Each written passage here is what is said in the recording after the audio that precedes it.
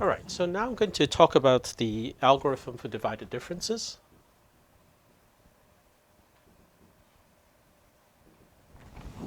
Okay, so you're going to have the input, which is x0 to xn, and I need to know the function values at those points, f of x0 all the way up to f at xn. And then the output is a divided difference table.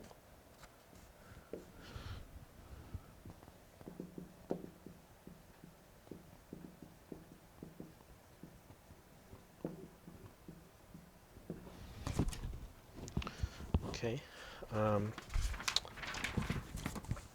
All right, so just a bit of notation here. Right, Fij, which is an entry in the divided difference table, is going to be f xi minus j all the way up to xi. So I is going to be the last point in the difference, the divided difference. And then j is the order of divided difference.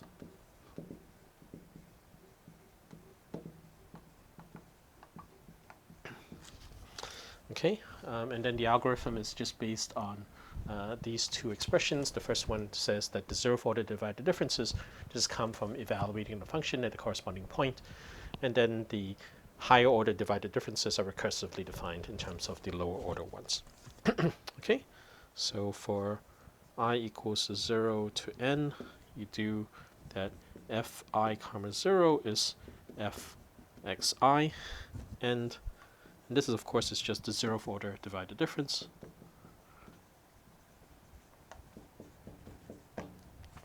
And then the next thing I'm going to do is to apply the recursion relationship. So for I equals 1 to n, for j equals to 1 to I do the following. Fij is equal to Fij minus 1 minus Fi minus 1 j minus 1 divided by xi minus j, end and end. So I should remark that there are sort of two ways to go to the divided difference table. You can either do it column by column, or you could do it row by row, and either one would be perfectly fine. Okay. So the output of this is, so let me make the following remark. Right, so let me just show you the algorithm again. Right, so the output f will be a sort of lower triangular matrix.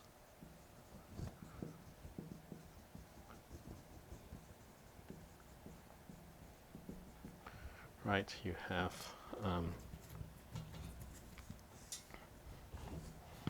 f is going to be the matrix which looks like f0, 0, f1, 0, f1, 1, fn, 0, fn, n.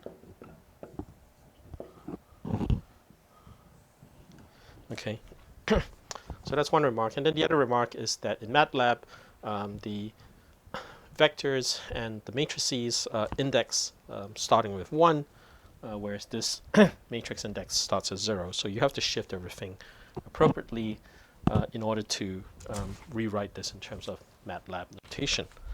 So the other remark is that in MATLAB, indices start with 1.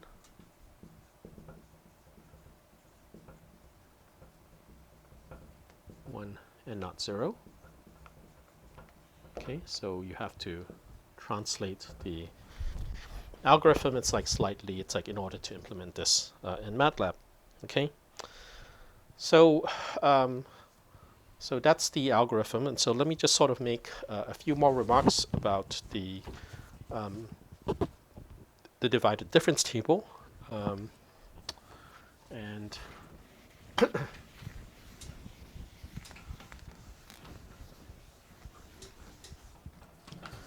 So the first remark is that it's very easy to add points to obtain a higher order interpolating polynomial.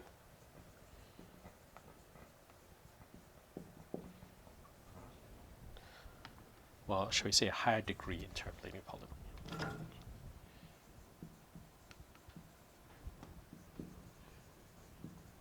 And as we see, it's like the effort which you use is like to construct the divided difference table can be reused. It's like when you're constructing the next additional term in it. Okay? And the second thing is that once a table has been constructed,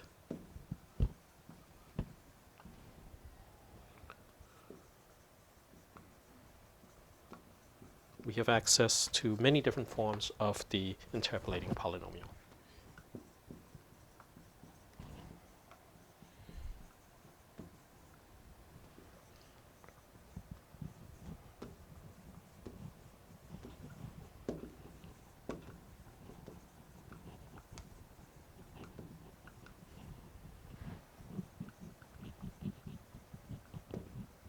Okay, so we'll see that in a little bit. All right, so let me just stop here for now.